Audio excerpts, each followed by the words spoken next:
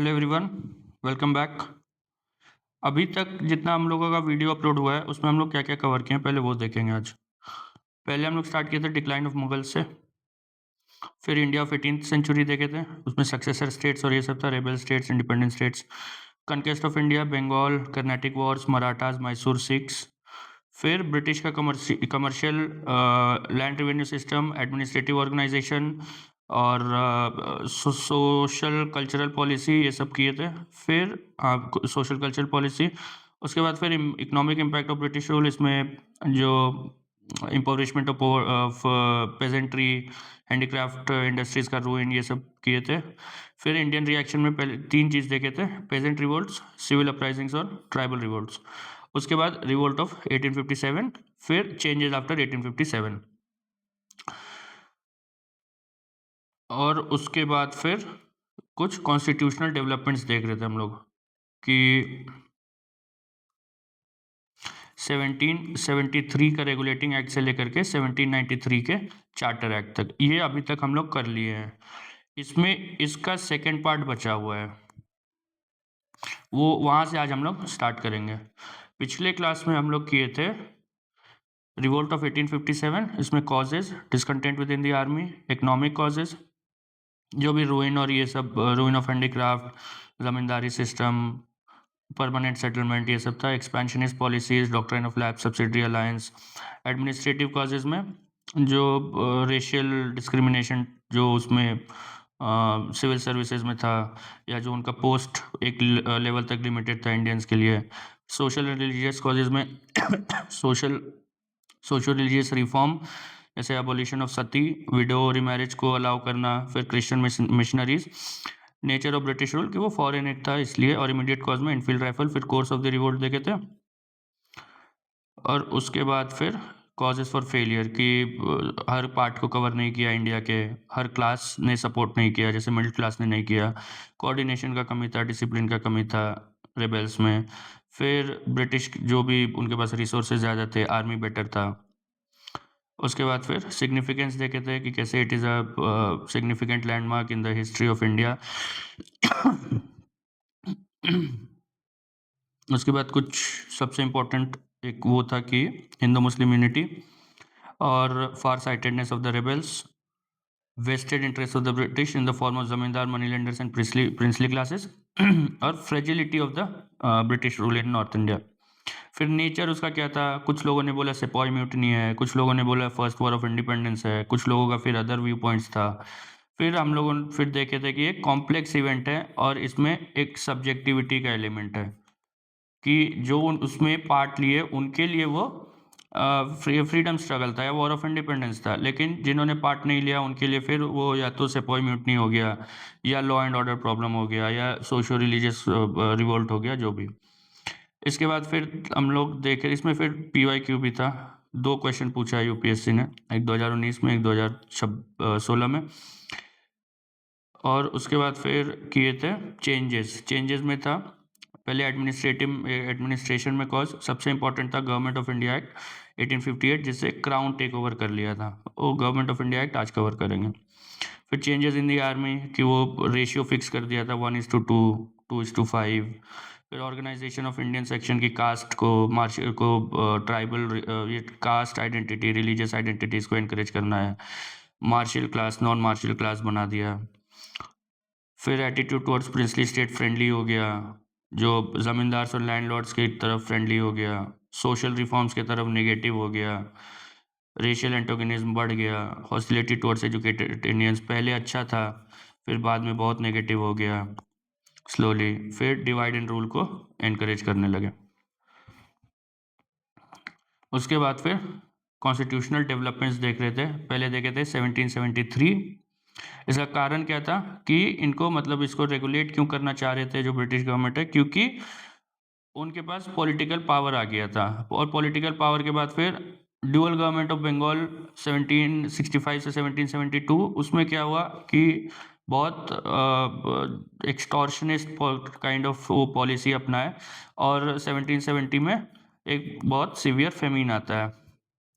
उसके बाद 1772 में कंपनी एक लोन मांगती है ब्रिटिश गवर्नमेंट से जिसमें उसको लोन देने के लिए उसने रेगुलेटिंग एक्ट पास किया। उसमें फिर हम लोग देखे थे कि सबसे पहले तो वो बोला कि जो पार्लियामेंट है उसको राइट है इंडियन अफेयर्स को कंट्रोल करने का। फिर एक कोर्ट ऑफ डायरेक्टर जो था उसके कंपनी का, उसको बोला कि तुम रेवेन्यू सिविल मिलिट्री मैटर्स को तुम वो करोगे, इन्फॉर्म करोगे सरकार को। फिर गवर्नर ऑफ बंगाल को गवर्नर जनरल ऑफ बंगाल बना दिया, एक एग्जीक्यूटिव काउंसिल दे दिया उसको। फिर जो governors of Madras and Bombay था उसको सबऑर्डिनेट बना दिया बंगाल के गवर्नर जनरल से। फिर एक सुप्रीम कोर्ट बना दिया कैलकाटा में, और जो प्रोहिबिट कर दिया कि जो कंपनी के जो वो हैं सर्वेंट्स हैं वो गिफ्ट्स नहीं ले सकते, ब्राइब नहीं ले सकते। इसमें कुछ कमी था, उसके कारण 1781 में एक एक्ट आया, अमेंडिंग एक्ट। वो गवर्नर जनरल को बोला कि governor general and the council and servants of the company को एग्जेम्प्ट कर दिया सुप्रीम कोर्ट के जुरिस्डिक्शन से।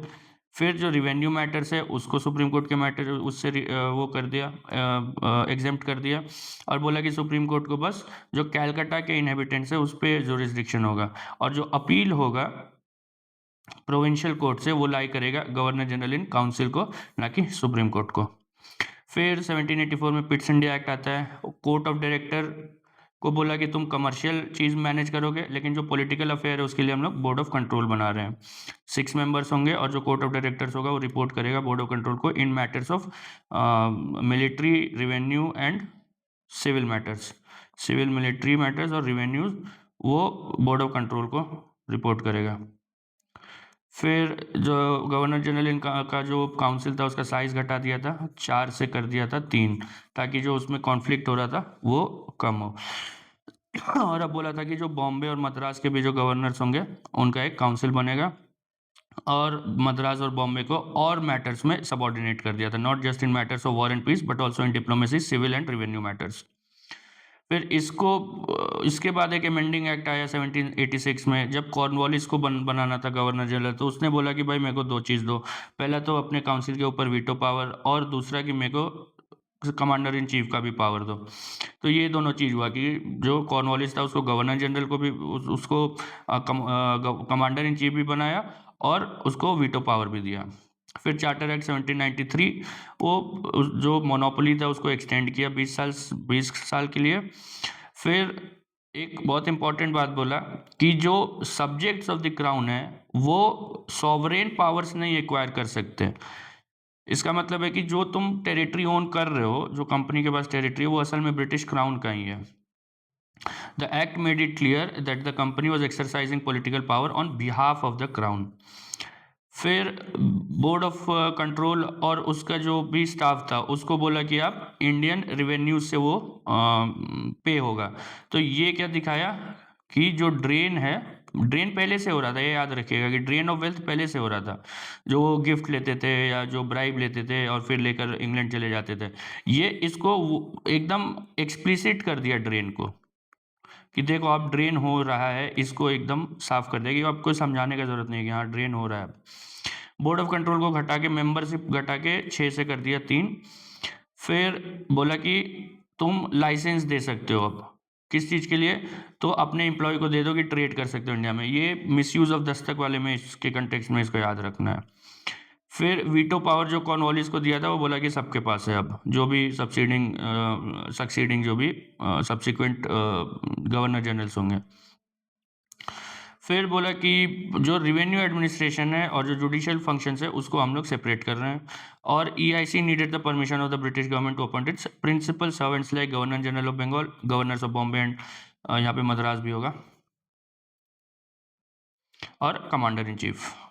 तो यहाँ तक हम लोग लास्ट वीडियो में कवर किए थे। आज कवर करेंगे चार्टर एक्ट ऑफ 1813 से। चार्टर एक्ट ऑफ 1813 इंपॉर्टेंट है 2 वजह से। देखिए क्या हुआ कि इंडस्ट्रियल रेवोल्यूशन हो गया था, ये हम लोग देखें 1750s ऑनवर्ड्स, और जो फैक्ट्री ओनर्स थे they were eager to sell their products in the Indian market, ये भी हम लोग देख चुके हैं वो जो ruin of handicrafts and industries में। तो जो ट्रेडर्स थे प्लस जो फैक्ट्री ओनर्स थे वो दोनों प्रेस कर रहे थे गवर्नमेंट को कि जो मोनोपोली है EIC का उसको ख़त्म करो।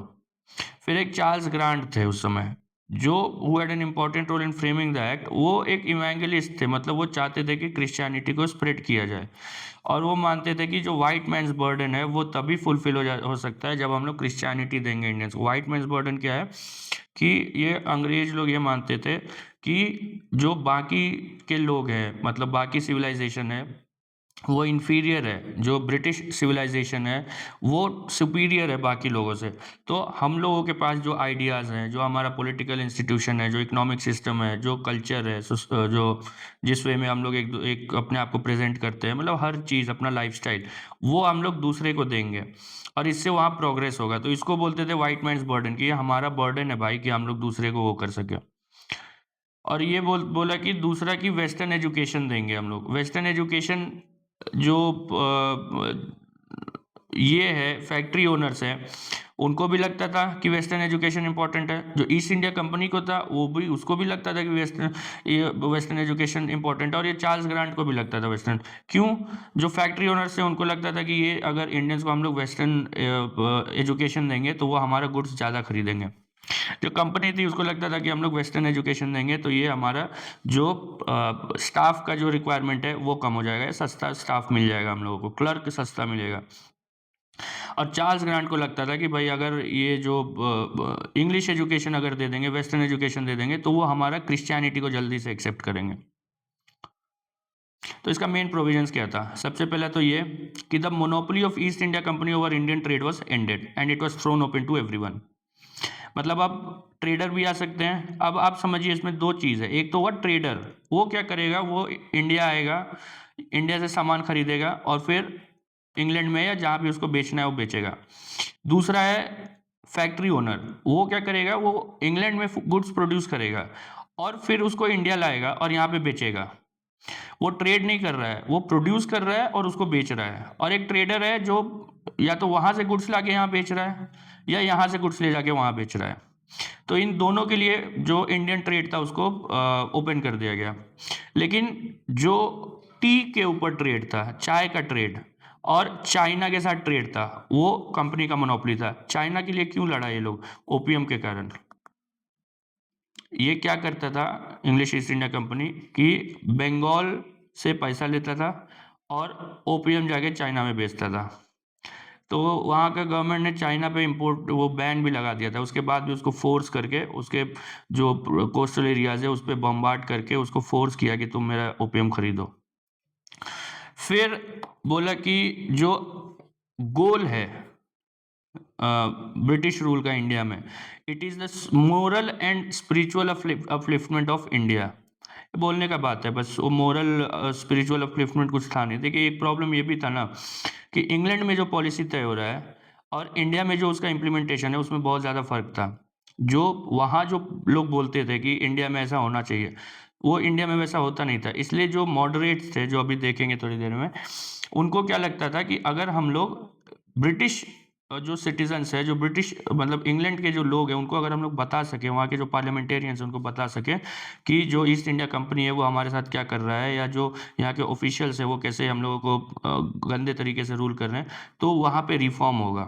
तो इसमें दादा भाई नेहरू लोग टाइप के लोग थे, जिनको मॉडरेट्स कहा गया। फिर इसने बोला कि जो क्रिश्चियन मिशनरीज हैं वो लोग इंडिया में आ सकते हैं। अभी तक भी आते थे हम लोग, क्योंकि देख चुके हैं कि जो ट्राइबल रिवोल्ट हुआ है उसमें बहुत बड़ा फैक्टर था क्रिश्चियन मिशनरीज का, लेकिन वो लोग इलीगली इंडिया आते थे। और अब सोचो कि कोई आदमी ऐसे नॉर्मली आ जाए कि भाई मेरे को इंडिया जाना है, वैसे तो नहीं रोक सकते आप, और वो आकर के यहाँ क्रिश्चियनिटी प्रीच करने लगे, तो वो एक बात था। लेकिन अब बोला कि क्रिश्चियन मिशनरी जाओ इंडिया और वो प्रीच करो तुम। दूसरा बोला कि जो ये हम लोग पहले देखे थे स्प्रेड ऑफ एजुकेशन में, कि 1 लाख रुपया तुम spread of education among Indians पे खर्चा करोगे। ये फिर 1 लाख रुपया रखा रह गया था, 10 साल तक कुछ हुआ नहीं था। फिर कमिटी बना, फिर एंग्लिसिस्ट ओरिएंटलिस्ट डिबेट हुआ, फिर मैकॉले आया, मैकॉलेज मिनट आया, फिर वुड्स डिस्पैच आया, ये सब हम लोग देखे हैं। तो ये 1 लाख रुपया बोला कि भाई तुम खर्चा करो। फिर it asserted the British Crown's sovereignty by explicitly declaring the Crown's undisputed control over all territorial possessions in India held by the east India company. मतलब एक्सप्लिसिटली मेंशन क्या करना है, ये तो और 1773 का अगर एक्ट देखिएगा तो उसमें भी लिखा हुआ है parliament's right to control Indian affairs. 1784 का एक्ट देखिएगा, उसमें भी लिख दिया है ब्रिटिश पोजेशन इन इंडिया। तो ये एक इनफॉर्मल वे में है, यहाँ पे ऐसे एक्ट में ही डाल दिया कि भाई जो वहाँ पे जो टेरिटरीज हैं ईस्ट इंडिया कंपनी का, वो ब्रिटिश क्राउन का टेरिटरी है, वो ऐसा नहीं है कि ईस्ट इंडिया कंपनी का टेरिटरी है। फिर जो लोकल गवर्नमेंट्स थे उसको अलाउ किया कि आप टैक्स कर सकते हो पीपल को। ये मेन प्रोविजन है, ये ऐसे ही है, ये वाला ठीक है लिखने के लिए है, लेकिन ये मेन प्रोविजन है। देखिए सबसे पहला इंपॉर्टेंट है कि 20 साल के लिए उसका जो मोनोपोली है, सॉरी जो मोनोपोली है उसको ख़त्म कर दिया गया और ट्रेड इन टी और चाइना में अलाउ किया। पहले ये दिमाग में रखिएगा कि मोनोपोली ख़त्म हो गया है। उसके बाद था कि क्रिश्चियन मिशनरीज को अलाउ किया, इंग्लिश एजुकेशन के लिए 1 लाख रुपया दिया। इतना मेन, ये 3-4 प्रोविजंस मेन है।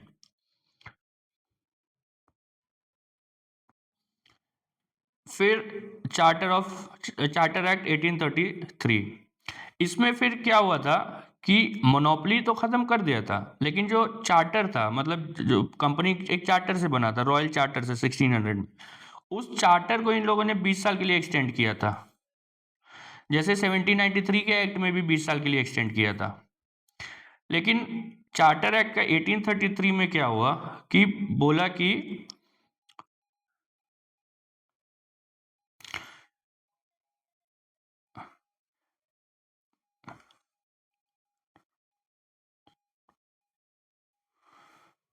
इसने फिर से, इस एक्ट ने फिर से 20 साल के लिए जो इसका चार्टर है उसको एक्सटेंड किया। 1853 में फिर उसको नहीं बढ़ाया था, तो वो कंफ्यूज हो गए हम। तो पहले तो इसने बोला कि जो चार्टर है, जो इसका जो कंपनी का एग्जिस्टेंस है बेसिकली, वो 20 साल के लिए हम लोग फिर से एक्सटेंड कर रहे हैं। फिर जो गवर्नर जनरल ऑफ बंगाल था उसको बना दिया गवर्नर जनरल ऑफ इंडिया, और उसको बोला कि तुम्हारे में सारा civil, revenue and military powers है।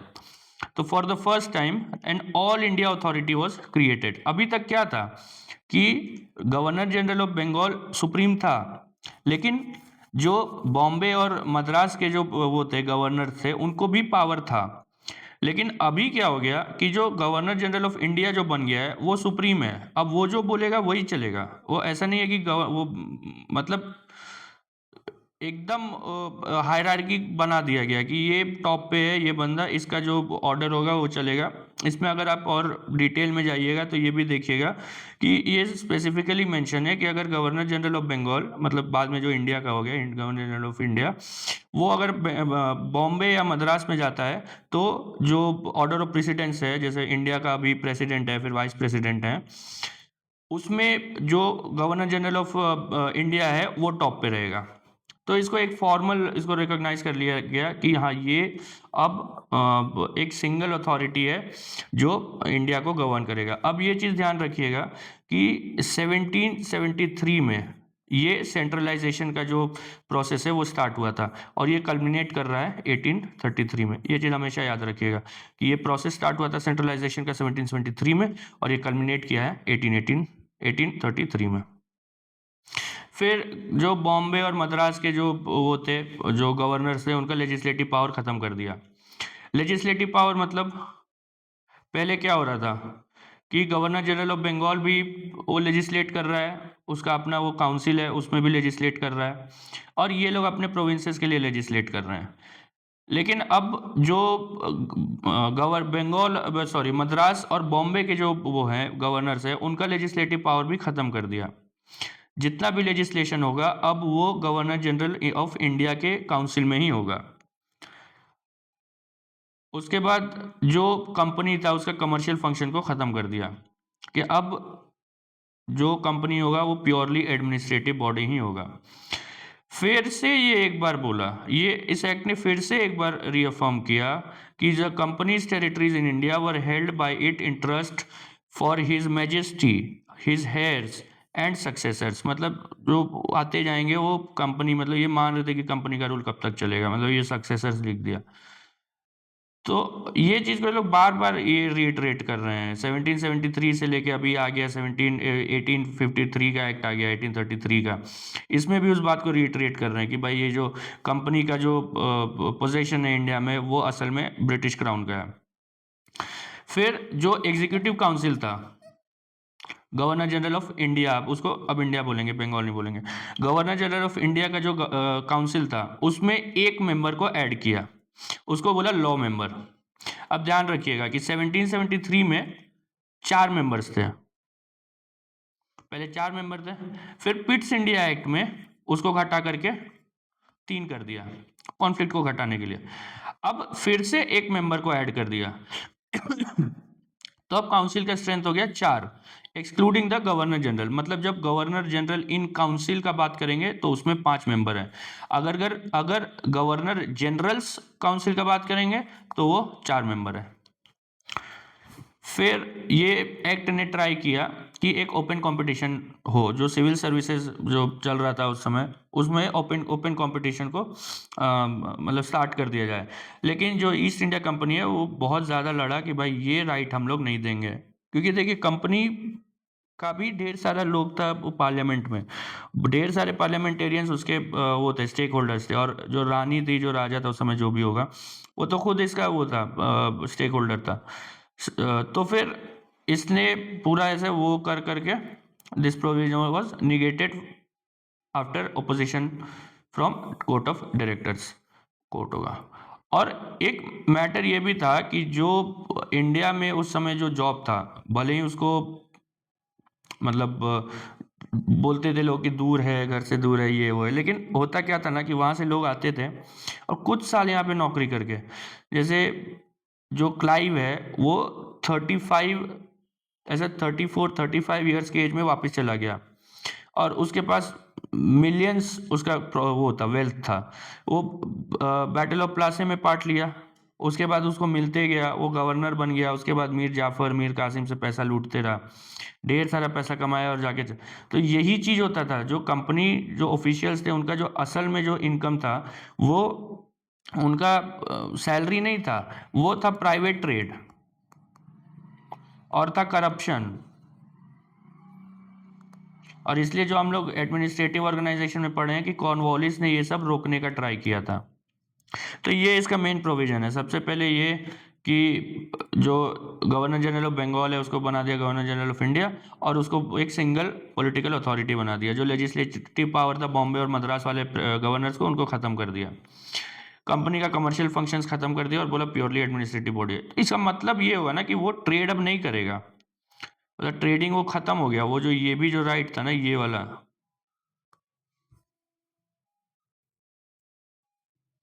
कंपनी को जो ये राइट बचा हुआ था ना, monopoly over T trade and trade which, ये भी खत्म हो गया। फिर एक लॉ मेंबर को ऐड कर दिया और फिर ओपन कंपटीशन का ट्राई किया। कंपटीशन, ओपन कंपटीशन हो नहीं पाया।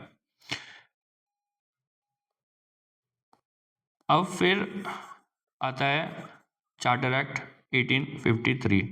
ये इस एक्ट ने फिर से कंपनी के रूल को एक्सटेंड किया, लेकिन जहाँ पुराने जो भी एक्ट थे 1793, 1813, 1833, सब बोलते थे कि तुम्हारे रूल को तुमको हम 20 ईयर्स के लिए एक्सटेंड कर रहे हैं। इस एक्ट ने बोला कि तुम जो इंडियन पोजेशंस है उसको तुम ब्रिटिश क्राउन के नाम पे रखो, मतलब उनके बिहाफ पे तुम उसको रूल करो। But unlike the previous charter acts, this act did not specify any time period for which company's rule had been extended. तो इन एसेंस इसका मतलब ये था कि कभी भी कंपनी, जो कंपनी का रूल है, उसको ख़त्म किया जा सकता है। इसका अल्टीमेटली रिजल्ट ये हुआ कि जब 1857 में रिवोल्ट होता है तो उसके बाद गवर्नमेंट ऑफ इंडिया एक्ट आता है 1858, और उससे कंपनी को डिसॉल्व कर दिया जाता है। फिर एक बहुत इंपॉर्टेंट चीज़, आप देखिए 1773 से क्या हुआ था। 1773 का जो रेगुलेटिंग एक्ट था उसमें क्या था कि जो गवर्नर जनरल का काउंसिल था वो एग्जीक्यूटिव बॉडी था, लेकिन उसको लेजिस्लेटिव पावर भी था, उसको दिया गया था कि तुम लेजिस्लेट भी कर सकते हो।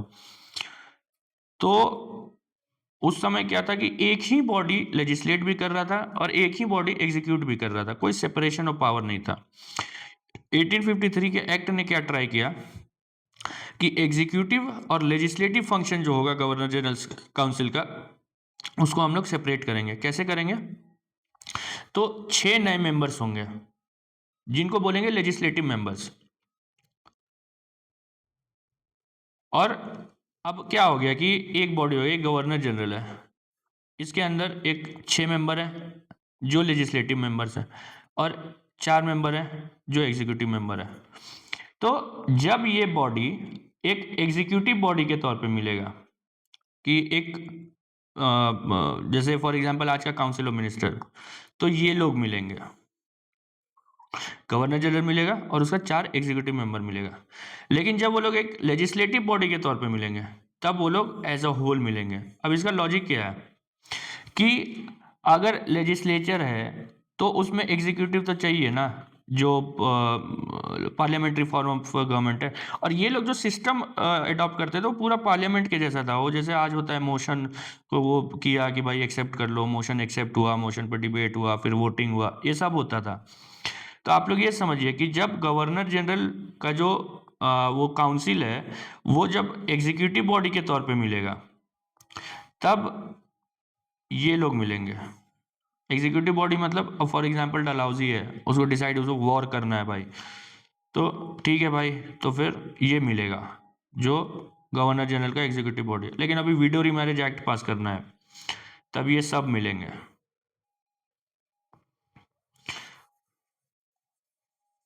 So when the council met as an executive body, it consisted of the 4 executive members and the governor general. But when the council met as a legislative body, it consisted of both the executive and the legislative members along with the governor general. तो जब वो executive body के तौर पर मिलेगा तो उसमें 5 member होंगे, लेकिन जब वो एग्जीक्यूटिव लेजिस्लेटिव बॉडी के तौर पे मिलेगा तो 6 legislative members, 4 executive members plus 1 governor general, तो हो गए 11 मेंबर्स। तो ये ध्यान रखिएगा। और फिर जो 6 लेजिस्लेटिव मेंबर होंगे उसमें 4 were to be appointed by the provincial governments from Madras, Bengal, Bombay and Agra. अब देखिए जो इतना एक्सपैंड हो चुका था ना 1833 आते आते कि बंगाल जो प्रोविंस था उसको अलग मान लिया, उसको अलग गवर्नमेंट दे दिया। मद्रास और बॉम्बे तो अलग थे ही, प्लस आगरा एक क्रिएट कर दिया। आगरा ये यूज होता है लेकिन जो था वो ये नॉर्थ वेस्टर्न प्रोविंसेस था। अभी आप इसको कंफ्यूज मत करिएगा नॉर्थ वेस्टर्न फ्रंटियर प्रोविंसेस से। ये नॉर्थ वेस्टर्न प्रोविंस जो है ये मेनली आज का यूपी है। इसमें पहले क्या था कि जो दिल्ली का एरिया है, दिल्ली से आप आओ गंगा दोआब तक, मतलब जो एरिया आज जिसको बोलते हैं वेस्टर्न यूपी, वो वाला जो एरिया था वो नॉर्थ वेस्टर्न प्रोविंसेस था। अब यहाँ पे नॉर्थ वेस्टर्न प्रोविंस है, फिर यहाँ पे अवध है, फिर यहाँ पे बंगाल है। ऐसा कुछ मैप था। तो दिल्ली भी यहीं पे था, दिल्ली भी इसी के अंदर आता था। फिर बाद में क्या हुआ कि अवध को भी वो कर लिया, एनेक्स कर लिया। अब नॉर्थ वेस्टर्न प्रोविंस बना कैसे? आप लोगों को याद होगा कि ट्रीटी ऑफ इलाहाबाद जो 1764 में था, उसमें जो उस समय जो नवाब था वहाँ का, उसने गंगा द्वाब दे दिया था इसको, ईस्ट इंडिया कंपनी को, वो जो ट्रूप मेंटेन करना था उसके पेमेंट के लिए। प्लस मराठास के डिक्लाइन के बाद, स्पेशली आफ्टर जो 1803 जो second Maratha war, Anglo Maratha war है, उसके बाद जो मुगल एम्पायर था, मुगल एम्परर था, वो ब्रिटिश के एक तरह से प्रोटेक्शन में आ गया था। कैसे? तो उसको कारा और इलाहाबाद दिया गया था, तो एक तरह से वो भी उसके कंट्रोल में आ गया। तो उसको जोड़ जाड़ के लोगों ने बना दिया नॉर्थ वेस्टर्न प्रोविंस। बाद में अवध को एनेक्स किया और इसको फिर इसको बना दिया Awadh, north western province plus and Awadh बोलता था ये लोग। तो ये था कि जो 6 लेजिस्लेटिव मेंबर्स होंगे वो मद्रास, बंगाल, बॉम्बे और आगरा मतलब नॉर्थ वेस्टर्न प्रोविंस से होंगे। फिर जितना भी वो होगा गवर्नर जो लेजिस्लेटिव प्रपोजल होगा उसमें गवर्नर जनरल का जो कंसेंट था उसको इंपॉर्टेंट बना दिया गया। मतलब इसका मैटर ये सोचिए कि आज ऐसा कुछ हो जाए कि इंडिया में जो प्राइम मिनिस्टर है उसका वो कर दे कि भाई अगर कोई लेजिस्लेशन लाना है तो प्राइम मिनिस्टर से वो लेना पड़ेगा, परमिशन लेना पड़ेगा। तो एक तरह से एक तो ये बोलेगा कि भाई गवर्नमेंट ही तो वो लाता है यार, बिल लाता है, तो प्राइम मिनिस्टर का एसेंट होगा ही उसमें, बात सही है। लेकिन अगर किसी प्राइवेट मेंबर को डालना है बिल तो वो आज इसके मतलब ये कंपैरिजन भी सही नहीं है, क्योंकि वो डेमोक्रेसी नहीं था, आज डेमोक्रेसी है। लेकिन ये एक बहुत इंपॉर्टेंट वो है कि अगर कोई मेंबर सच में कुछ करना भी चाहता है तो वो नहीं कर सकता बिना गवर्नर जनरल के कंसेंट के। जो गवर्नर जनरल को देखिए पूरा एग्जीक्यूटिव पावर दे दिया, पूरा लेजिस्लेटिव पावर दे दिया। फिर बोला कि जो चीफ जस्टिस है सुप्रीम कोर्ट का, उसको बना दिया ex officio member of the council. Ex officio member कि जो भी सुप्रीम कोर्ट का जज होगा, चीफ जस्टिस होगा, वो उस ऑफिस में बैठे। जैसे आज के टाइम में एग्जांपल लेंगे तो जो इंडिया का वाइस प्रेसिडेंट है वो राज्यसभा का एक्स ऑफिशियो चेयरमैन है, कि जो भी वाइस प्रेसिडेंट बने, जब तक धनखड़ साहब थे तो वो चेयरमैन थे, वो चले गए, अभी नए आ गए तो ये आ गए, ये रिजाइन मार देंगे, फिर कोई नया आएगा तो वो बन जाएगा। तो उसका जैसे स्पीकर का चुनाव होता है वैसे उसका चुनाव नहीं होता। तो वैसे ही वो जो चीफ जस्टिस होगा सुप्रीम कोर्ट का, ये फिर स्टैब्लिश कब हुआ है 1774 में, रेगुलेटिंग एक्ट 1773 के अंडर। वो जो गवर्नर जनरल का काउंसिल है उसका एक्स ऑफिशियो मेंबर होगा।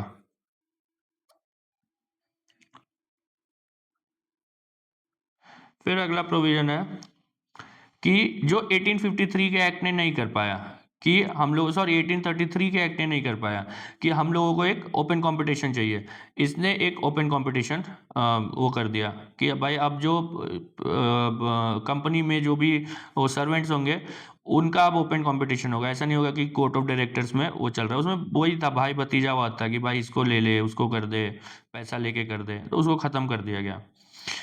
इन essence opening the covenant civil services to Indians. अब देखिए पहले भी क्या होता कि कोर्ट ऑफ डायरेक्टर्स अगर चाहता तो किसी इंडियन को तो बना ही सकता था कलेक्टर, कि भाई तू बन जा कलेक्टर यार, तो बहुत वफादार आदमी है, लेकिन वो बनाते नहीं थे, क्योंकि वो किसी को बनाने के लिए उसको पैसा मिलेगा। अब ओपन कंपटीशन हो गया कि कोई भी एग्जाम दे, जैसे आज का यूपीएससी है, कोई भी दे, वो निकाल लिया एग्जाम तो भाई तू बन जाएगा। तो फिर लोग बने भी। सुभाष चंद्र बोस तो इसमें, और सुभाष चंद्र बोस का बोलते हैं कि वो जब वो किए, क्वालिफाई किए, क्योंकि उनके पापा उनको बहुत प्रेशराइज करते थे कि तुमको बनना ही है, वो बने, और वो फिर अपॉइंटमेंट लेटर उनके मतलब उनके सामने फाड़ दिए, और जो जो आंदोलन था उसमें चले गए। फिर कंपनी का जो डायरेक्टर था, मतलब जो सीओडी था, कोर्ट ऑफ डायरेक्टर, उसको 24 से घटा के 18 कर दिया, और बोला कि जो 6 मेंबर होंगे ना वो क्राउन नॉमिनेट करेगा। तो अब आप सोचिए कि एक तो 24 से घटा के 18 कर दिया, फिर 18 में बोला कि जो 1/3 है वो क्राउन करेगा। तो वैसे ही जो कंपनी का जो भी थोड़ा मोड़ा वो था, मतलब ऑटोनॉमी था, उसको ख़त्म कर दिया। एक तो पहले तो ये लोगों ने क्या किया कि जो तुम कंपटीशन, जो अपॉइंटमेंट खुद कर रहे थे उसको ख़त्म करो, अब हम लोग कंपटीशन करवाएंगे, ओपन कंपटीशन। फिर इस डायरेक्टर में बोल दिया कि 3 तो हम लोग नॉमिनेट कराएंगे। उसके बाद बोल दिया कि जो तुम्हारा रूल है उसको हम लोग ठीक है एक्सटेंड कर रहे हैं, लेकिन ये नहीं बता रहे कब तक एक्सटेंड कर रहे हैं। तो एक तरह से कंपनी क्या उसका लात वात तोड़ दिया, उसको बस बोला कि बैठे रहो तुम जब तक हम लोग बोल रहे हैं, बस वही सीन था। इसलिए जैसे ही रिवोल्ट ऑफ 1857 हुआ कंपनी के रूल को ख़त्म कर दिया। अब ये ध्यान रखिएगा कि कंपनी के जो लोग थे, खास करके जो कोर्ट ऑफ डायरेक्टर्स थे और उसके स्टेक होल्डर्स थे, शेयर होल्डर्स थे, सॉरी, ये लोग बहुत पैसा कमाते थे, इनके पास लाखों करोड़ों रुपया होता था। इसलिए जो लोग उस चीज़ में पार्ट नहीं थे, जो ईस्ट इंडिया कंपनी में पार्ट नहीं था, अब देखिए वो, क्योंकि जो डायरेक्टर है कोर्ट ऑफ डायरेक्टर, वो सोचेगा कि अगर बाहर का इन्फ्लुएंस होगा तो मेरा पावर घटेगा। वो लोग जीरो सम गेम देख रहे थे कि अगर इसका मेरा पावर घटा तो उसका बढ़ेगा, उसका बढ़ेगा तो मेरा घटेगा। तो लोग क्लोजली गार्ड करते थे अपने पावर्स को। लेकिन धीरे धीरे धीरे धीरे ऐसे कट कर करके जो गवर्नमेंट ऑफ इंडिया एक्ट 1858 में उनको ख़त्म ही कर दिया। फिर हुआ क्या, इसको बोला गया act for the good governance government of India. इसमें इंडिया में मेनली कुछ नहीं हुआ, जो चल रहा था इंडिया में जैसा सिस्टम था, अपना गवर्नर जनरल ऑफ इंडिया है टॉप पे, उसके नीचे सारे गवर्नर्स हैं, सारा लेजिस्लेटिव एग्जीक्यूटिव पावर उसके हाथ में कॉन्सेंट्रेटेड है, ये सब अपना चल रहा था। लेकिन मेनली जो चेंज हुआ वो था इंग्लैंड में। क्या क्या चेंज हुआ? The act liquidated the east India company, transferring all it's territories, मतलब इंडिया में, powers, revenues to the British Crown. The armed forces of the company were also transferred to the Crown. Plus, मतलब इसका एक base इसका हो क्या गया कि जो भी चीज़ जितना भी एग्रीमेंट ये सब जो प्रिंसली स्टेट ये सब के साथ था वो सब चला गया क्राउन के पास। अब क्राउन डिसाइडेड, देखो तुम उसके साथ ना एग्रीमेंट किए थे, अब तुम मेरे साथ फ्रेश एग्रीमेंट करो। फिर जो टेरिटरीज था, पावर्स था, रिवेन्यूज था, रिवेन्यूज मतलब जो लैंड रिवेन्यू आ रहा है, बंगाल से आ रहा है, रेतवारी एरिया से आ रहा है, मैलवारी एरिया से आ रहा है, सब अब ब्रिटिश क्राउन को जाएगा, बेसिकली ब्रिटिश गवर्नमेंट को जाएगा। जहां जहां क्राउन वर्ड यूज है ना, याद रखिएगा कि जो इंग्लैंड है उस समय एक कॉन्स्टिट्यूशनल मोनार्की है, हर चीज होता है क्राउन के नाम से, लेकिन हर काम करता है पार्लियामेंट। यह याद रखिएगा कि जो ब्रिटिश सिस्टम है वहां पे पार्लियामेंट सुप्रीम है। तो जो भी या crown crown crown word word use हो रहा है क्राउन, लेकिन अल्टीमेटली वो है ब्रिटिश पार्लियामेंट या British government. Board of control, board of director दोनों को एबॉलिश कर दिया और इसके जगह पे ले आया एक secretary of state for India और इसको भी दे दिया एक काउंसिल। ये सबसे इंपॉर्टेंट प्रोविजन था। अब देखिए क्या है कि जो सेक्रेटरी ऑफ स्टेट था उसको बोला कि तुम एक कैबिनेट मिनिस्टर हो। कैबिनेट मिनिस्टर मतलब he was responsible to the British parliament. कोई भी अगर कैबिनेट मिनिस्टर होगा, कोई भी मिनिस्टर भी होगा, तो ब्रिटिश पार्लियामेंट या पार्लियामेंट को ही वो होगा। काउंसिल को दे दिया, मैं बोला 15 मेंबर होगा। और council was to advise the secretary of state who could overrule its decision. तो काउंसिल बनाया क्यों, भगवान जाने, फोकट का वो जॉब देने के लिए बनाया। Secretary of state was given the power to send and receive secret messages from the viceroy. Viceroy कौन है, वो अब गवर्नर जनरल ऑफ इंडिया को बना दिया वॉइस रॉय। जब send and receive secret messages without the necessity of communicating them to the Indian council, मतलब समझ रहे कितना रिडंडेंट बॉडी है। और इसलिए जो मॉडरेट्स हैं, अर्ली मॉडरेट्स हैं, वो उनका एक वो था, एक मतलब बहुत इंपॉर्टेंट डिमांड था कि जो काउंसिल है उसको ख़त्म कर दो। क्योंकि उसमें देखेंगे कि जो काउंसिल का जो भी खर्चा वर्चा है ना, वो होम चार्ज बोल के इंडिया से ही जाता था, तो वो लोग बोल रहे थे भाई देख तू ड्रेन करवा रहा है हमारा पैसा, उसको ख़त्म कर। लेकिन ब्रिटिश गवर्नमेंट ने किया नहीं। फिर secretary of state was required to, बाद में इसको किया जाएगा ख़त्म, बहुत बाद में, वो भी देखेंगे। Was to present periodic reports to the House of Commons. Obviously अगर वो मिनिस्टर है तो भाई रिपोर्ट दे। फिर जितना भी legislation, land revenue, public work, railway, job, expenditure, policies, जितना भी होगा जो वॉइस रॉय इंप्लीमेंट करेगा, लेकिन उसको स्क्रूटनाइज और कंट्रोल करेगा कौन, सेक्रेटरी ऑफ स्टेट।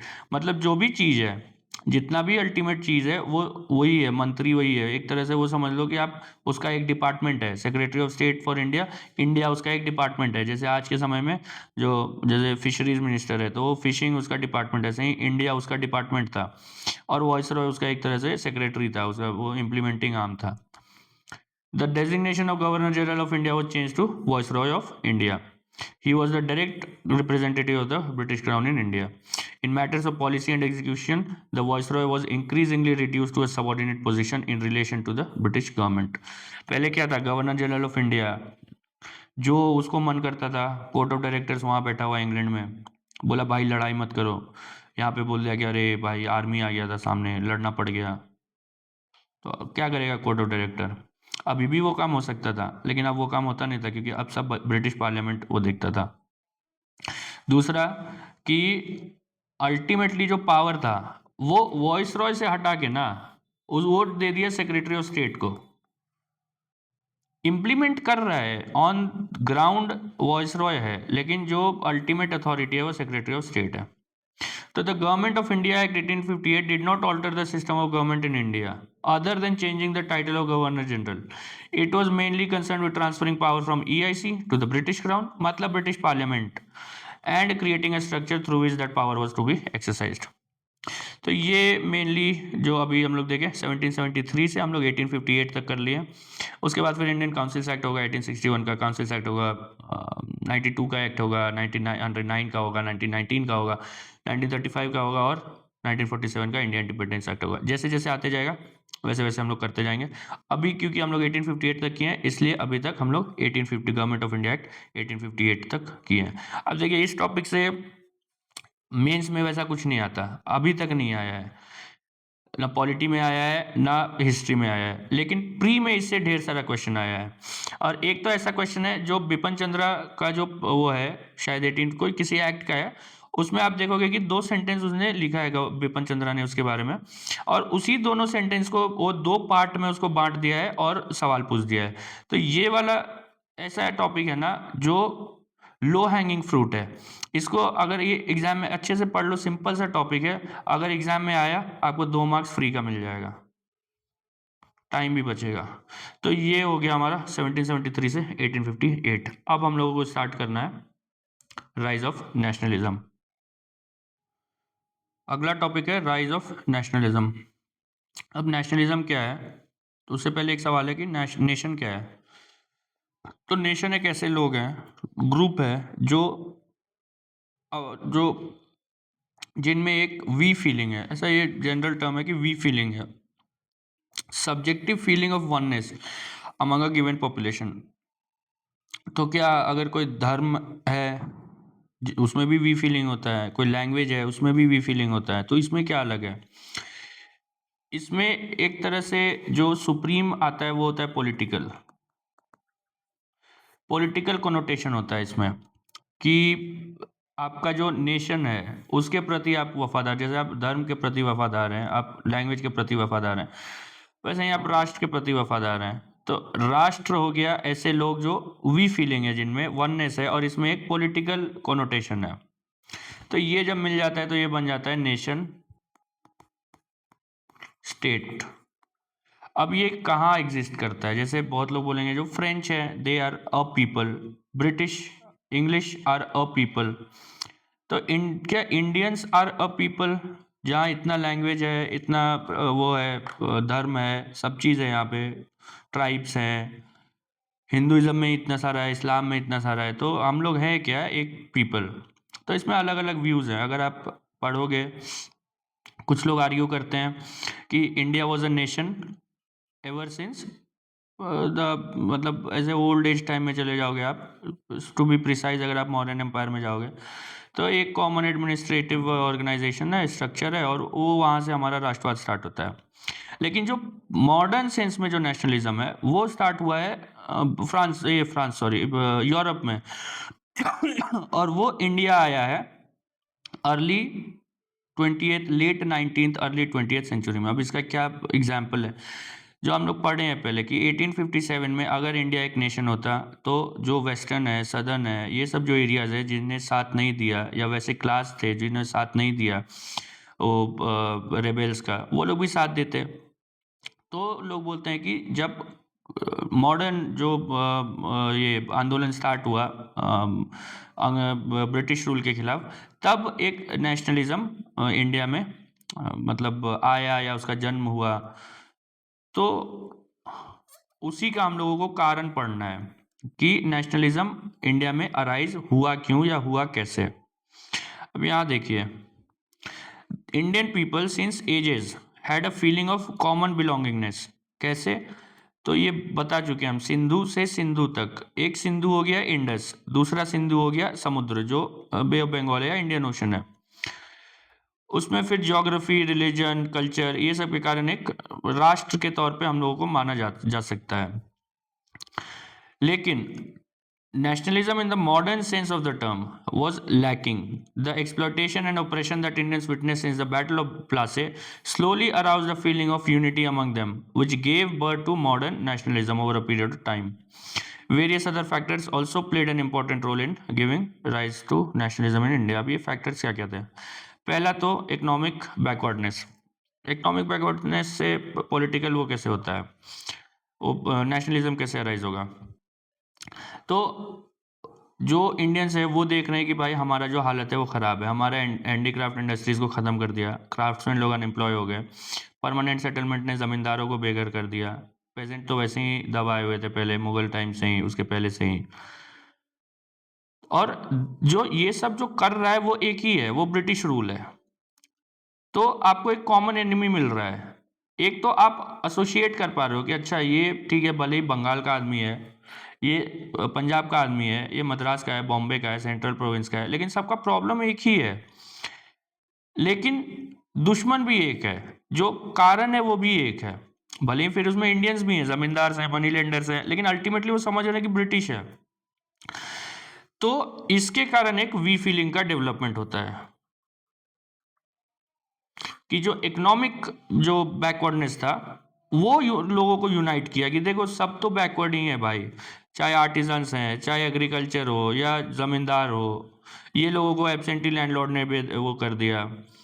फैक्ट्रीज़ में वर्कर्स, फैक्ट्रीज़, फिर जो डेवलपमेंट ऑफ मॉडर्न इंडस्ट्रीज़ है वो भी हम लोग देखेंगे बाद में। फैक्ट्रीज़ में वर्कर्स जो हैं वो लोगों को एक्सप्लॉइट हो रहे हैं। फिर जो मिडिल क्लास था, जो ब्रिटिश रूल को सपोर्ट कर रहा था तब तक, जब तक 1857 तक तो प्रॉपर, और उसके बाद भी वो भी देखने लगा कि जो ब्रिटिश पॉलिसीज़ हैं उसका जो वो चाह रहा था कि इंडिया में उसका, उन लोगों को क्या लग रहा था कि अच्छा ब्रिटिश सोशल रिफॉर्म ला रहे हैं, सती को एबॉलिश कर दिया, विडो रीमैरिज को लीगलाइज कर दिया, एज ऑफ कंसेंट एक्ट ले आए। लेकिन वो देख रहे हैं कि इकोनॉमिक टर्म्स में हम लोग जो सोच रहे हैं वो तो हो ही नहीं रहा है। They began seeing the devastating impacts of British policies on India's economic backwardness. They could see that the British were draining wealth from India. They realized that the British were deliberately inhibiting the growth of modern industries in India. तो एक सबने देखा कि सबका problem एक है, economic backwardness, सबका दुश्मन एक है, ब्रिटिश रूल। तो एक वी फीलिंग का डेवलपमेंट हुआ जो एक कारण बना। दूसरा हुआ वेस्टर्न थॉट एंड एजुकेशन। अब ध्यान रखिए कि 1813 में इन लोगों ने 1 लाख रुपए इसको खर्च करना था EIC को, जो बोला कि 1835 तक आते आते डिसाइड हुआ कि हाँ ठीक है वेस्टर्न एजुकेशन हम लोग देंगे। तो जो वेस्टर्न एजुकेशन था, it familiarise the educated class with ideas of equality, liberty, rule of law, democracy and nationalism in an atmosphere of growing disillusionment with the colonial rule. ये कब का बात हो रहा है? ये हो रहा है 1870s का, 1880s का। आगे हम लोग देखेंगे रिपन नहीं, लिटन का जो ऑपरेसिव रूल है उसका, 1890s का। ये सब ऐसा रूल टाइम है जब जो मिडिल क्लास था, वो जो सपोर्ट कर रहा था, वो डिसइल्यूजन हो रहा था कि यार हम लोग जो चाह रहे थे, जो सोच रहे थे ब्रिटिश रूल से, वो तो हो ही नहीं रहा है हमारे साथ। प्लस उनको क्या मिल रहा है? Idea of equality, liberty, fraternity French revolution से, रूल ऑफ लॉ। वो देख रहे हैं कि इंग्लैंड में तो यार हर बंदे को उनको राइट्स है कि वो अगर वायलेट होता है तो कोर्ट चले जाते हैं, यहाँ तो कुछ है ही नहीं। डेमोक्रेसी है, वहाँ पे लोग अपना अपना जो रिप्रेजेंटेटिव है उसको इलेक्ट करते हैं, वो रूल बनाते हैं। रूल अगर गलत होता है तो जो जुडिशरी है उसको खारिज कर देता है, ऑल्दो इंग्लैंड में थोड़ा लिमिटेड है। लेकिन वो देख रहे थे, क्योंकि वो केवल इंग्लैंड को नहीं पढ़ रहे, वो यूएस को भी पढ़ रहे हैं। यूएस में जो फेडरल स्ट्रक्चर है, जो जुडिशियल इंडिपेंडेंस, वो बहुत ज़्यादा है। तो ये एक उनको नया थिंकिंग दे रहा है कि भाई जो थॉट प्रोसेस है वो उनका बदल रहा है। फिर इनको क्या लग रहा है कि ब्रिटिश अपने देश में वो डेमोक्रेसी प्रैक्टिस कर रहे हैं, लेकिन हमारे यहाँ उसको प्रिवेंट कर रहे हैं। It let the Indians to question the legitimacy of the British rule. British क्या बोल रहे थे कि हम लोग व्हाइट मैंस बर्डन है, कि हम तुम लोगों को डेमोक्रेसी देंगे, इकोनॉमिक प्रोस्पेरिटी देंगे, सोशल रिफॉर्म देंगे।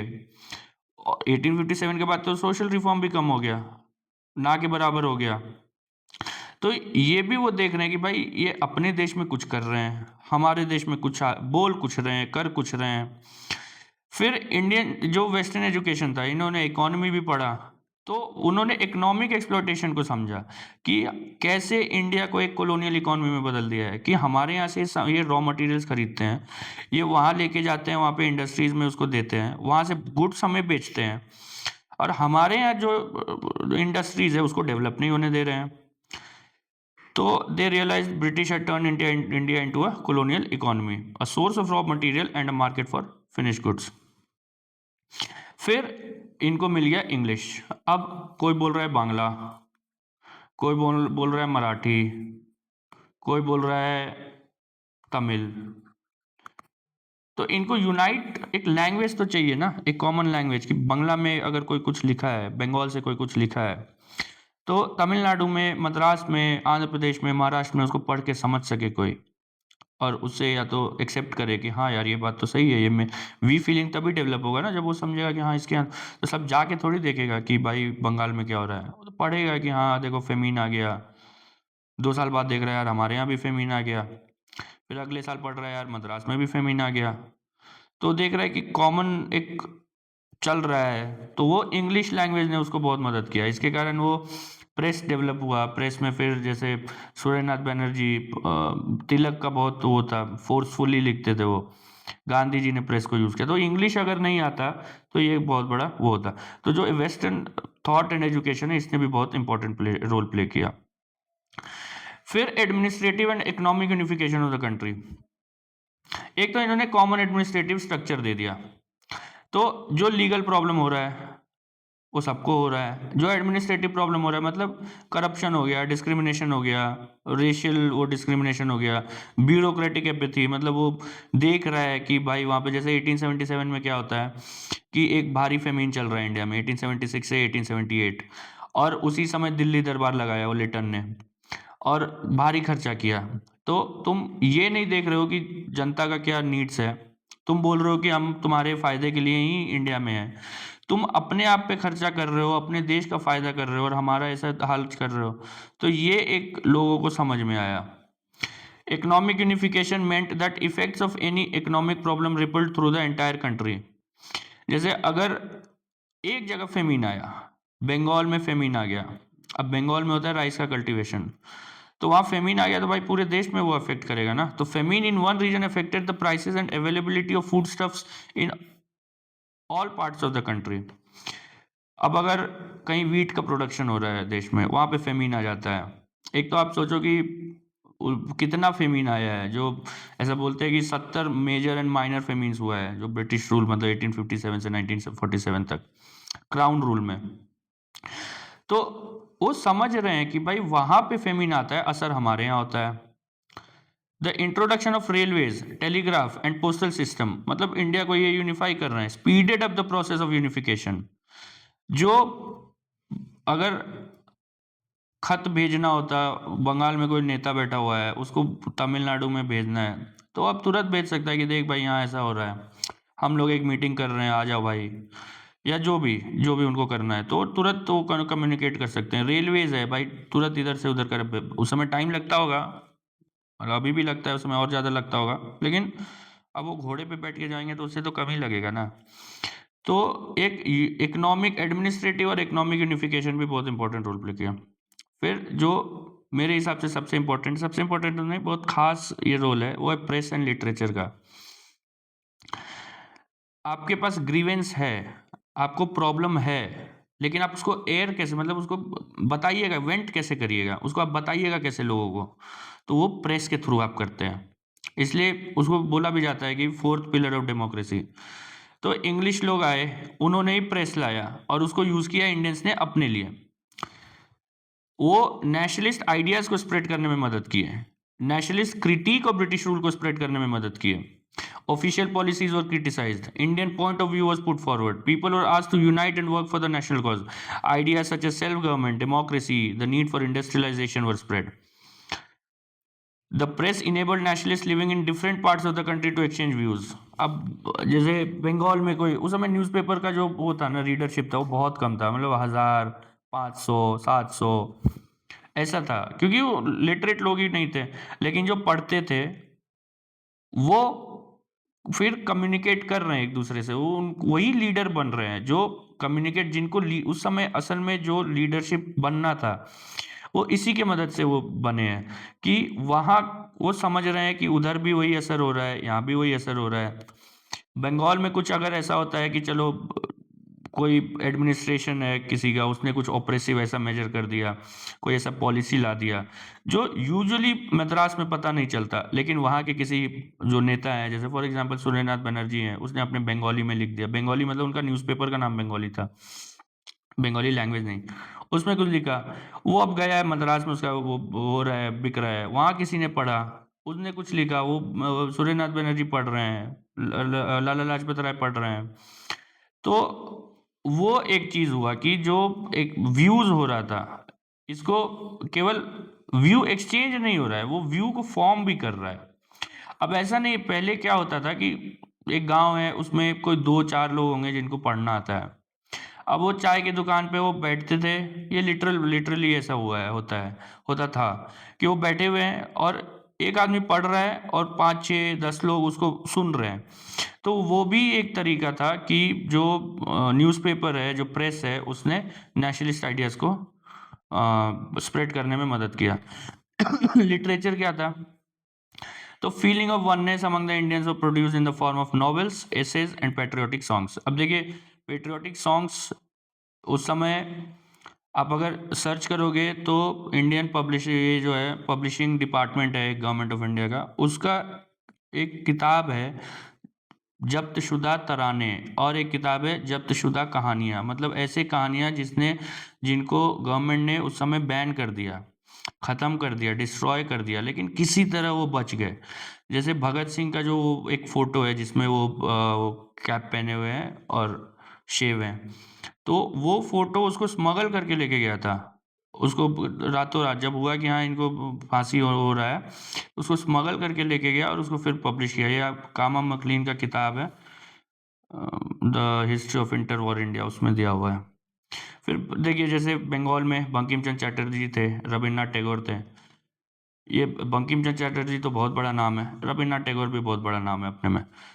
दोनों का पीरियड अलग अलग है, लेकिन असमीज में लक्ष्मीनाथ बेजबरुआ, मराठी में विष्णु शास्त्री चिपलंकर, तमिल में सुब्रमण्यम भारती, ये बहुत बड़ा नाम है। भारतेंदु हरिश्चंद्र, ये भी बहुत बड़ा नाम है। अल्ताफ हुसैन अली, ये उर्दू में, ये भी बड़ा नाम होगा, मेरे को नॉलेज नहीं है। तो प्रेस ने भी बहुत इंपॉर्टेंट रोल प्ले किया और लिटरेचर ने भी। अब आप देखिए कि कोई अगर ऐसा शेर लिख देता है या गज़ल लिख देता है जो वो है सरफरोशी की तमन्ना, वो ज़्यादा इंस्पायर करता है रैदर देन कि कोई नेता जाकर के स्पीच दे रहा है किसी पोडियम पे बैठ के खड़े होके। तो इसलिए ब्रिटिश इतना डरते थे इन लोगों से, ये लिटरेचर से। फिर एक हुआ रीडिस्कवरी ऑफ इंडियाज पास्ट। अब अंग्रेज आए, उनने क्या बोला कि भाई जो इंडिया का पास्ट है उसमें कुछ नहीं है, वो ख़त्म है, खाली है, वो डेकेडेंट है, स्टैग्नेंट है, डिकेड है, उसमें कुछ भी नहीं है। तो ये उनको लगा, जो एजुकेटेड इंडियंस थे उनको दिल पे लगा, तो वो लोग वापस उसको देखने लगे, इंडिया के जो पास्ट था उसके बारे में ढूंढने लगे, उसके बारे में पढ़ने लगे, और वो देखे कि हमारा जो पास्ट है वो असल में जो इंग्लैंड है उसके पास्ट से ज़्यादा ग्लोरियस है। इंग्लैंड का क्या पास्ट है, कुछ नहीं है।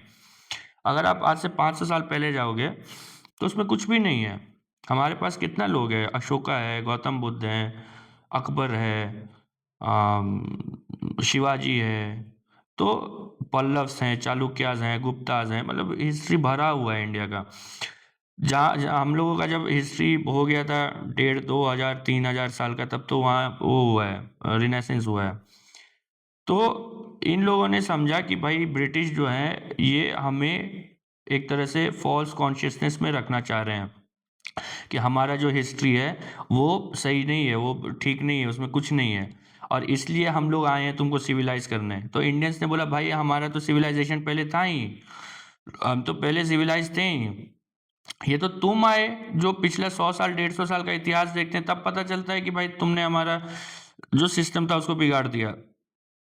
अगर आप ये भूल जाइए, मतलब मुगल्स थे, मुगल्स भी अपना चाहे आर्किटेक्चर हो, इकोनॉमी हो, हर चीज़ में थे। मुगल्स का डिक्लाइन हुआ तो मराठास आ गए। मराठास अपने वो इकोनॉमिक उनका जो भी प्रावेस था, उनका मिलिट्री स्ट्रेंथ था, वो ऑल इंडिया एम्पायर बनने वाले थे, लेकिन जो भी फैक्टर था वो नहीं बन पाए। तो इंडियंस ने उनको रिप्लाई दिया जब उनने बोला कि भाई देख, ब्रिटिश ने बोला कि इंडिया में कुछ नहीं है, तो इन्होंने बोला, इंडियन जो नेशनलिस्ट थे, कि था, इंडिया में बहुत कुछ था, तुम सब लेकर के चले गए। The British were highly critical of India's past. अभी अंग्रेजों ने क्या किया, जो रेड फोर्ट है उसमें ढेर सारा वो बिल्डिंग्स बना हुआ है, उसमें जो गोल्डन गोल्डन नहीं, उसमें जो प्रीशियस सेमी प्रीशियस स्टोन्स थे उसको उखाड़ उखाड़ के वो लोग लेके गए। अभी भी आप जाओगे रेड फोर्ट में और देखोगे तो उसमें बना हुआ है, वो गैप है, वो दिखता है कि वहाँ से उखाड़ा हुआ है कुछ। According to them, Indians were uncivilized and the culture was decadent. This, they argued, was the reason for their subjugation. कि तुम्हारा कल्चर नहीं था अच्छा, इसलिए तुम सब्जुगेट हो गए, और अब हम आए हैं जो सुपीरियर रेस है, जो सुपीरियर रिलीजन है, सुपीरियर पॉलिटिकल इंस्टीट्यूशंस है, जो तुमको सिविलाइज करेंगे। When faced with criticism, Indians began unearthing the past.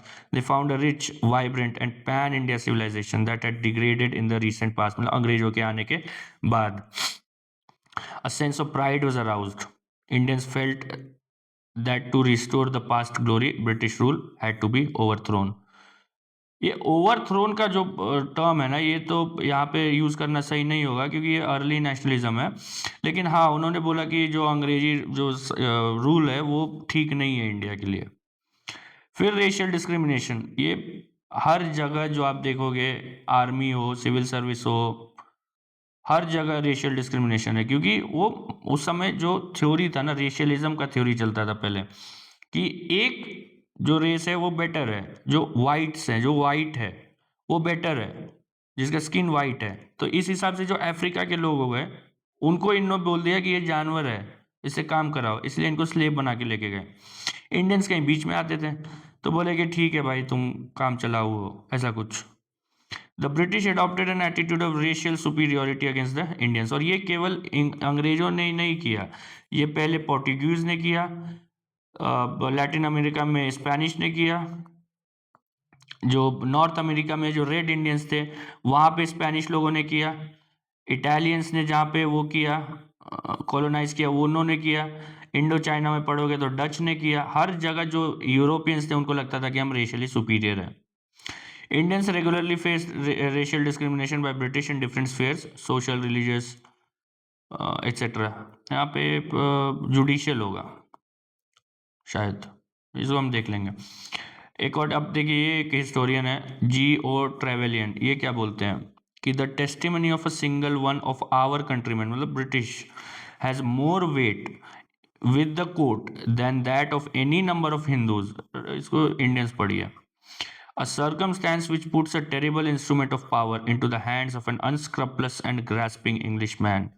क्या बोलना चाह रहे हैं कि अगर जो भी कोर्ट है उसमें एक अंग्रेज का जो टेस्टिमनी है, वो कितने भी इंडियंस मिला दो, उससे उसके टेस्टिमनी से ज़्यादा उसका वेट है, वो तो ठीक है। लेकिन अगर ये अनस्क्रपलस और ग्रास्पिंग, मतलब ग्रीडी, ऐसे किसी इंडियन के पास चला, किसी ब्रिटिश के हाथ में ये पावर है, तो वो बहुत गलत है। क्या करेगा वो? लैंड ग्रैब कर लेगा और वो कोर्ट जाएगा वो बंदा इंडियन, और ये पहुंचेगा कि भाई, तो वो बोलेगा नहीं नहीं ऐसा नहीं है, जज बोलेगा हाँ जो ब्रिटिश बोल रहा है वही सही है, उसको वो कुछ भी कर सकता है, उसका मर्डर कर सकता है, उसकी वाइफ का रेप कर सकता है, और वो कोर्ट में जाएगा और उधर से कोई आ जाएगा इंग्लिश गवाह बना बनाया, वो बोलेगा कि नहीं ऐसा कुछ नहीं है, वो तो मेरे साथ बैठ के एंजॉय कर रहा था, वो बोलेगा ठीक है। तो वो इंग्लिश को वो कुछ भी बोल दे, वो पूरा गांव को उठा के ले आए, वो नहीं मानेगा उसके बाद। अब आया लिटन, ये सबसे बड़ा रिएक्शनरी आदमी था, ये सबसे मतलब बहुत ही घटिया किस्म का गवर्नर जनरल था। 1876 में इसने क्या किया कि जो ओपन कंपटीशन हम लोग देख चुके हैं 1853 में, तो 21 से घटा करके 19 कर दिया, और simultaneous conduct of exam in India उसके लिए मना कर दिया। अब देखिए क्या होगा कि ऑलरेडी आपको जो इंग्लिश, जो सिविल सर्विस एग्जाम होता था उसमें इंग्लिश ये और ये जो वेस्टर्न एजुकेशन है वो पूछते थे, उसमें वो हाई, उसको पूरा वो आज भी वो महंगा है उसका जो भी कोचिंग वोचिंग, तो वो उस समय भी वैसा ही था कि उसका जो एजुकेशन था, उसमें कोचिंग नहीं होगा, लेकिन जो एजुकेशन था वो बहुत महंगा था, प्लस उसके लिए इंग्लैंड में जाकर के एग्जाम दो, उसमें भी तुमने एज घटा दिया 19, तो ये एक तरह से तुम एक्सक्लूड कर रहे हो उसको, जैसे इकोनॉमी में बोलते हैं नॉन टेरिफ बैरियर, ये वही है, नॉन टेरिफ बैरियर है। 1877 में क्या हुआ कि 1876 से 1878 तक फेमीन चल रहा है, और इसने दिल्ली दरबार लगाया। कहाँ? क्यों? तो क्वीन विक्टोरिया को एम्प्रेस ऑफ इंडिया प्रोक्लेम करने के लिए। क्वीन विक्टोरिया इंडिया नहीं आई थी, उसको, वो इंग्लैंड में बैठी हुई थी, इंडिया में फेमीन चल रहा है, और उसको क्राउन करने के लिए इंडिया में इंपीरियल दरबार लग रहा है। ये किया ये लिटन ने, जब लाखों करोड़ों लोग मर रहे थे फेमीन में। 1878 में क्या किया इसने? वर्नैकुलर प्रेस एक्ट लगाया to impose restriction on the vernacular press, मतलब जो वर्नैकुलर प्रेस हो गया मतलब इंडियन लैंग्वेज का प्रेस, बांग्ला हो गया, मराठी हो गया, तमिल हो गया, तेलुगु हो गया, इन पे रिस्ट्रिक्शन लगाने के लिए इसने वर्नैकुलर प्रेस एक्ट लाया। अब इसमें एक अभी भी है, वो उस समय अमृत बाजार पत्रिका था, उसने क्या किया कि रातों रात वो बंगला में छपता था, उसने अपने आप को इंग्लिश में ट्रांसफॉर्म कर लिया, वो इंग्लिश में पब्लिश करने लगा अपने आप को। तो ऐसे भी लोग थे। आज तो 1878 में क्या किया कि एक आर्म्स एक्ट लाया, और बोला कि जो इंडियंस है उनको अगर आर्म्स चाहिए तो वो लाइसेंस लो। वो ठीक था, लाइसेंस ठीक है चाहिए, लेकिन बोला कि यूरोपियंस को नहीं ज़रूरत है। तो आप जो गांधी जी नॉन वायलेंस के बहुत मतलब वो थे, एपोस्टल ऑफ पीस बोलते हैं उनको, लेकिन जो ये आर्म्स एक्ट है ना, इसको वो भी क्रिटिसाइज करते थे कि या तो तुम सबसे आर्म्स ले लो या सबको आर्म्स दे दो। 1878 अफगान वॉर लड़ता है ये, और ह्यूज एक्सपेंडिचर, मतलब सोचिए कि अभी अब फेमीन चल ही रहा है और ये अफगानिस्तान में लड़ाई कर रहा है। फिर क्या हुआ, तो his administration convinced the Indians that the British administration was not concerned about their welfare और expanding their civil liberties. Welfare कैसे, तो दिल्ली दरबार समझ लीजिए कि कोई वेलफेयर नहीं। Civil liberties, vernacular press act, arms act. Ripon जब आया, रिपन थोड़ा लिबरल टाइप, थोड़ा नहीं बहुत लिबरल आदमी था ये। सबसे पहले तो इसने वर्नाकुलर प्रेस एक्ट को वो कर दिया, वो रिपील कर दिया। फिर आर्म्स एक्ट को उसने, जो डिस्क्रिमिनेटरी प्रोविजन था कि इसको चाहिए लाइसेंस, इसको नहीं चाहिए, उसको ख़त्म किया। फिर लोकल सेल्फ गवर्नमेंट रेजोल्यूशन लाया 1882 में, कि जो पावर है फाइनेंशियल हो गया या एडमिनिस्ट्रेटिव हो गया या थोड़ा बहुत जो आज के समय में जो पंचायती राज इंस्टीट्यूशन है, वो यहीं से स्टार्ट हुआ है। लोकल सेल्फ गवर्नमेंट का जो रेजोल्यूशन है 1882 का, इसीलिए रिपन को father of local self government भी बोलते हैं इंडिया में, पता नहीं क्यों बोलते हैं, मेरे को नहीं समझ में आता। तो रिपन का जो लिबरल पॉलिसीज था उसको बहुत ज़्यादा अपोज किया गया। जो भी सिविल सर्वेंट थे या जो अपना बाकी के जो उसके हाई ऑफिशियल्स थे, बाकी जगह के जो गवर्नर्स थे, उन लोगों ने बहुत इसको वो किया, अपोज किया। अब 1883-84 में एक इल्बर्ट बिल कंट्रोवर्सी होता है। ये क्या है कि इसने जो इंडियन जजेस हैं, इंडियन जजेस मतलब जो इंडिया के हैं, क्योंकि जुडिशरी में इंडिया भी इंडियंस अलाउड हो गए थे, उनका जुरिस्डिक्शन डाल दिया ब्रिटिश पे, कि जो इंडियन जजेस हैं they could try the British, even the Europeans. तो ब्रिटिश ऑफिशियल्स ने इसको वो किया कि भाई ये नहीं चलेगा, ये हम लोग अलाउ नहीं करेंगे, तो बिल हो गया विड्रॉ। तो जब जैसे ही बिल विड्रॉ होता है तो इंडियंस को लगता है कि देखो, जो ब्रिटिश है वो ऑर्गेनाइज्ड है, ब्रिटिश ऑर्गेनाइज्ड है, हम लोग ऑर्गेनाइज नहीं है, तो हमारा जो डिमांड है कि तुम वेलफेयर पे खर्चा करो, तुम वॉर एक्सपेंडिचर घटाओ, या जो सिविल सर्विस है उसको इंडियनाइज करो, या हमारा सिविल लिबर्टीज़ को बढ़ाओ, इकोनॉमिक हमारा जो अपलिफ्टमेंट करो, इंडस्ट्रियलाइज करो, ये सुन ही नहीं रहे हो। और ये एक छोटा सा बिल जिसमें बस इतना पावर है, बोला कि इंडियन जो है वो ब्रिटिश को वो ट्राई कर पाएंगे, मतलब उसको वहाँ सुनवाई कर पाएंगे, तो इसमें ये लोग तुम लोग अपोज करने लगे, और अपोज तो किए, उसमें जीत भी गए। तो ये लोगों को लगा कि भाई ऑर्गेनाइज होना बहुत ज़्यादा इंपॉर्टेंट है, तो ये एक इम्पॉर्टेंट ये बना, कारण बना। अब इन तीनों कारण को आप लिखिएगा कैसे। पहले ये सारा कारण तो ठीक है, ये सब तो अपने आप में पॉइंट है। ये जो है लिटन, रिपन और इल्बर्ट कंट्रोवर्सी, इसको आप दो तरह से लिखोगे एग्जाम में। पहला, या तो आप तीनों को अलग अलग लिख दो, या दूसरा कि आप इन दोनों को कॉन्ट्रास्ट करो, लिटन का पॉलिसी को और रिपन का पॉलिसी को। उसने लगाया, इसने हटाया। उसने आर्म्स एक्ट में डिस्क्रिमिनेटरी प्रोविजन लाया, इसने हटाया। उसने दिल्ली दरबार करवाया, इसने लोकल, ऐसा कॉन्ट्रेरी ये करो। और उसके बाद लास्ट में एक छोटा सा सेंटेंस ऐड कर दो कि Indians realised that it was upon the British in what way they wanted to govern India, and unless they organized themselves, they could not make their demands fulfilled. और Ilbert bill controversy को आप एक example के तौर पे use करोगे, as a separate point इसको मत यूज़ करो, लेकिन एक एग्जाम्पल के तौर पे यूज़ करो कि ये इंडियंस को बहुत मतलब खटक गया कि यार ये क्या बात हुआ। तो ये चला यहाँ तक, अभी हम लोग कर लिए राइज ऑफ इंडियन नेशनलिज्म, इसका ढेर सारा हम लोग कारण देख लिया। अब कुछ pre Indian national Congress nationalism में क्या चल रहा था, तो इसमें फिर दो है, एक प्री 1857, एक पोस्ट 1857, क्योंकि 1857 से 1885 तक भी तो होगा, दोनों में कुछ कुछ चेंजेस था। तो देखिए, जो first half of 19th century है, मतलब 1800 से लेके अराउंड 1850 तक, a number of political associations were started. अब इसमें प्रोमिनेंट कौन कौन से थे? तो बंगा भाषा प्रकाशिका सभा, जमींदारी एसोसिएशन, ये ढेर सारे हैं। इनका कैरेक्टरिस्टिक क्या है कि ये लोग they were dominated by wealthy and aristocratic elements. Aristocratic elements मतलब लैंडेड क्लास, एब्सेंटी लैंडलॉर्ड्स, जिनको लग रहा है कि जो असल में अपने लिए वो मांग रहे हैं। उनको इकोनॉमिक रिफॉर्म इसलिए नहीं चाहिए कि मासेस का फायदा हो जाए, उनको इकोनॉमिक रिफॉर्म चाहिए कि हमारा फायदा हो जाए। रिवेन्यू कम कर दो भाई, क्यों? ऐसा नहीं कि ठीक है किसान का भी फायदा हो जाएगा, लेकिन हमारा तो फायदा हो ही जाएगा ना, हमको तो परमानेंट सेटलमेंट जो रिवेन्यू देना है वो तो कम हो जाएगा। They worked for reform of administration, association of Indians with administration and spread of education। लेकिन ये सब किसके लिए? अपने लिए। To achieve these goals, they sent petitions to the government in India and London। मतलब ये लोग एकदम एक तरह से बोले तो सोचिए कि 1857 के पहले का बात हो रहा है। उस समय तक ब्रिटिश जो रूल है वो पूरा कंसोलिडेट भी नहीं हुआ है। तो उस समय के लोग क्या ही डिमांड कर लेंगे? ये क्या उनके दिमाग में कितना आ जाएगा कि यार ब्रिटिश रूल को उखाड़ के फेंकना है? ऐसा थोड़ी बोलेंगे कि 2929 में जो पूर्ण स्वराज आया, ऐसा थोड़ी वो लोग कर देंगे।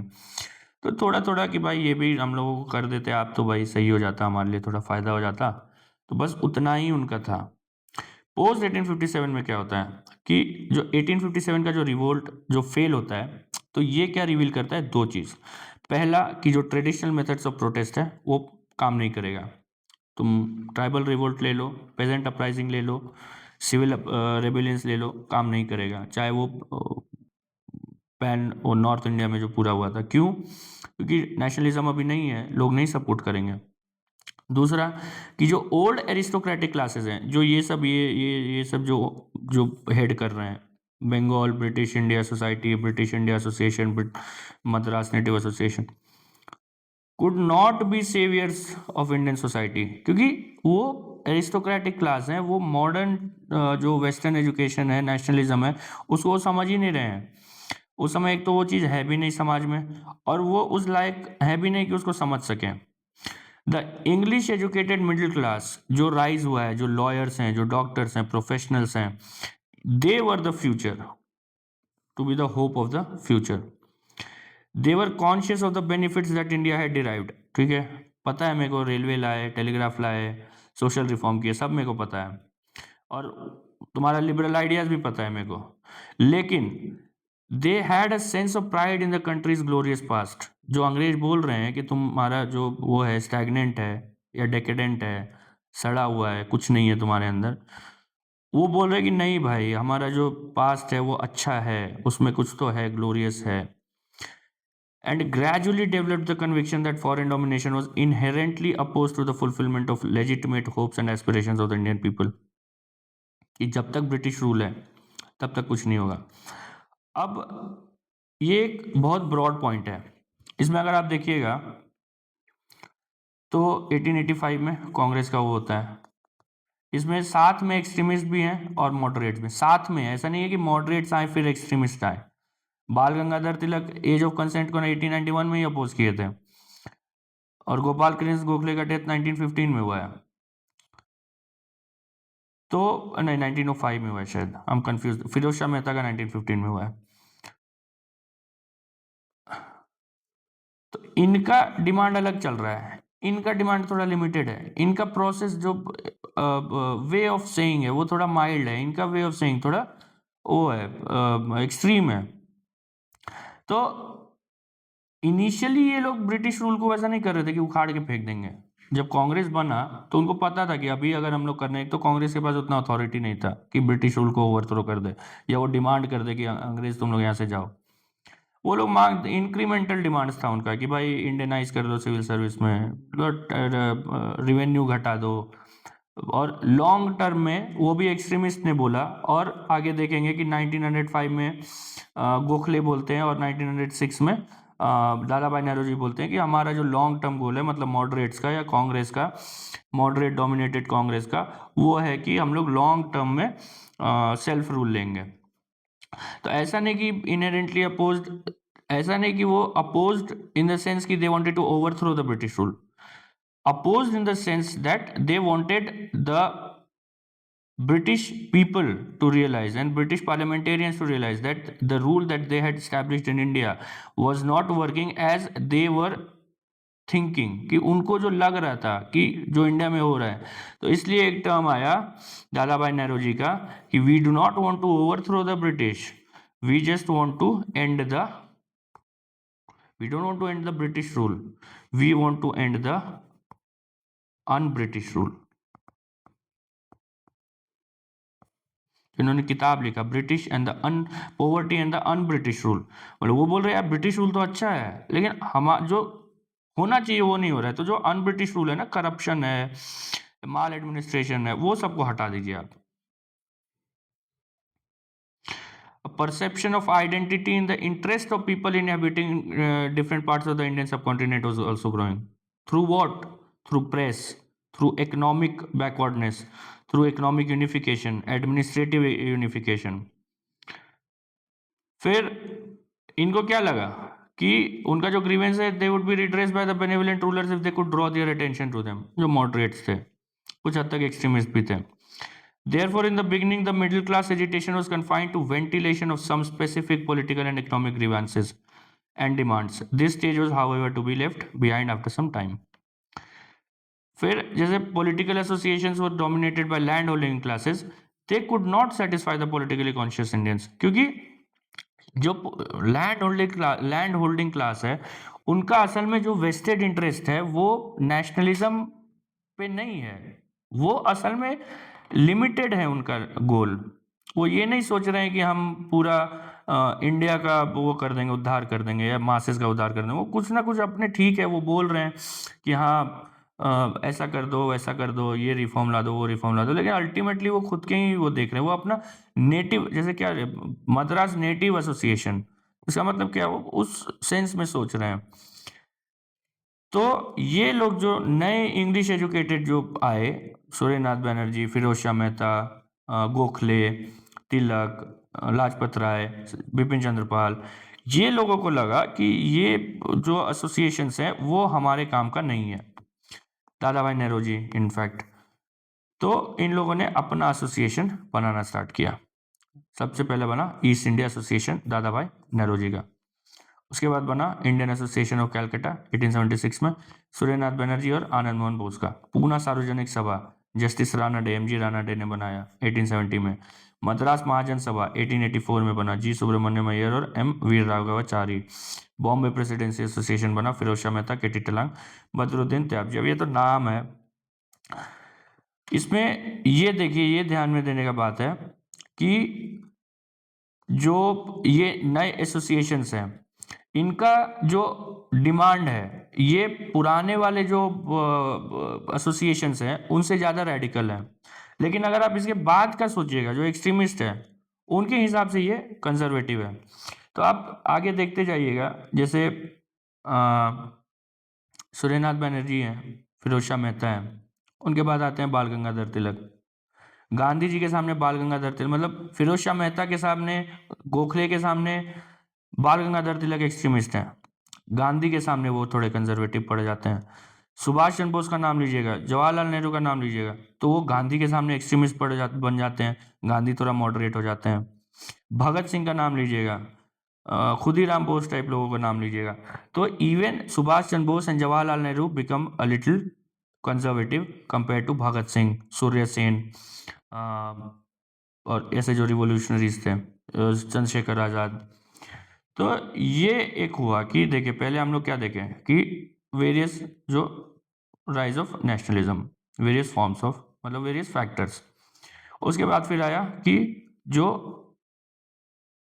Pre Indian national Congress nationalism, उसमें क्या था कि कुछ प्री 1857 लैंड होल्डिंग क्लासेस का ऑर्गेनाइजेशन था। उसके बाद पोस्ट 1857 का कुछ ऑर्गेनाइजेशन था, उसमें एक नया लीडरशिप का इवॉल्व होता है, इवोल्यूशन होता है, जो है एजुकेटेड मिडिल क्लास, जो इनिशियली तो वो ब्रिटिश रूल को सपोर्ट कर रहा है, लेकिन धीरे धीरे वो डिसइल्यूजन हो रहा है कि यार ये बोल कुछ रहे हैं, कर कुछ रहे हैं। तब इनको लगा कि ठीक है, हम लोग भी थोड़ा ऑर्गेनाइज होते हैं, तब इन्होंने कुछ नए ऑर्गेनाइजेशन बनाए और अपने डिमांड्स को रखा। धीरे धीरे जैसे आप देखते जाइएगा, अगला जो लीडरशिप आता है वो एक्सट्रीम होता है, पीछे वाला कंजर्वेटिव हो जाता है, फिर अगला और एक्सट्रीम हो जाएगा, पीछे वाला थोड़ा कंजर्वेटिव दिखने लगेगा।